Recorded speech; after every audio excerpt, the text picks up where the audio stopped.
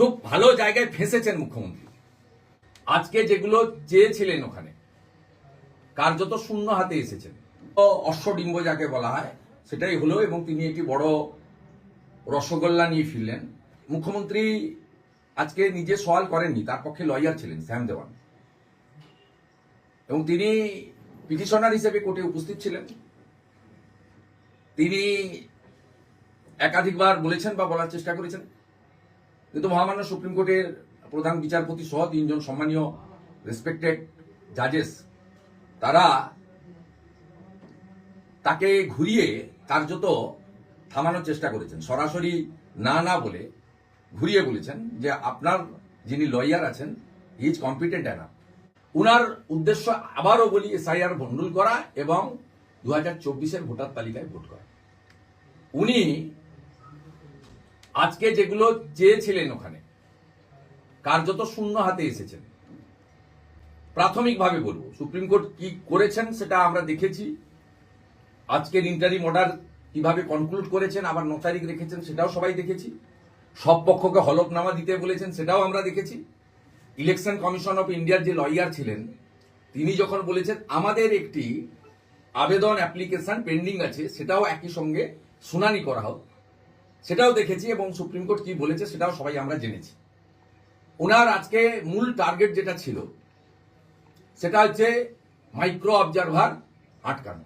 যারা joint video থেকে promotion পেয়েছেন, ল্যান্ড ডিপার্টমেন্ট, রেজিস্ট্রেশন ডিপার্টমেন্ট সহ অন্যান্য ডিপার্টমেন্ট থেকে যারা আমাদের বিডিও বা ডেপুটি ম্যাজিস্ট্রেট হয়েছে তাদেরকে ইআরও করা যাবে না, এটা একদম ক্রিস্টাল ক্লিয়ার।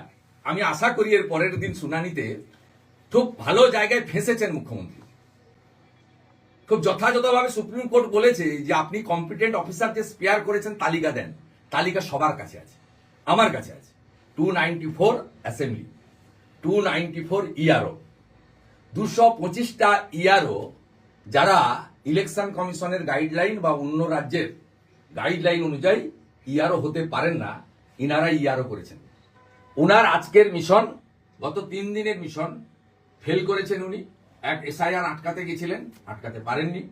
2, মাইক্রো অবজারভারের ইস্যু তুলেছিলেন, এতে উনি নিজে ফাঁসবেন, ওনার সরকার ফাঁসবে, কারণ উনি গাইডলাইন অনুযায়ী ইআরও দেননি ডাব্লিউবিসিএস এবং আইএস অফিসারদের।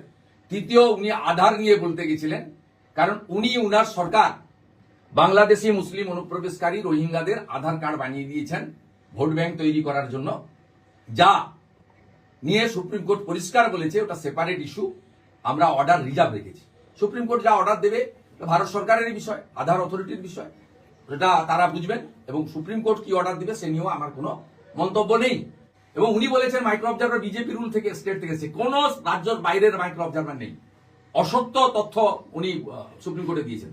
মাইক্রো অবজারভাররা ভারতীয়, তারা কোন রাজ্য থেকে আসেননি। পশ্চিমবঙ্গে কেন্দ্রীয় সরকারের বিভিন্ন প্রতিষ্ঠান, ব্যাংক, এলআইসি বা অন্যান্য প্রতিষ্ঠান, কোল ইন্ডিয়া, সেখান যারা কর্মরত আছেন পশ্চিমবঙ্গের মধ্যেই যে অফিস আছে সেখানকার স্টাফ যারা স্পেয়ারে বলে এমন 7-8 হাজার সম্ভবত, অ্যাকচুয়াল সংখ্যাটা আমি বলতে পারবো না, সেই সংখ্যাতে তারা মাইক্রো অবজারভার আছেন।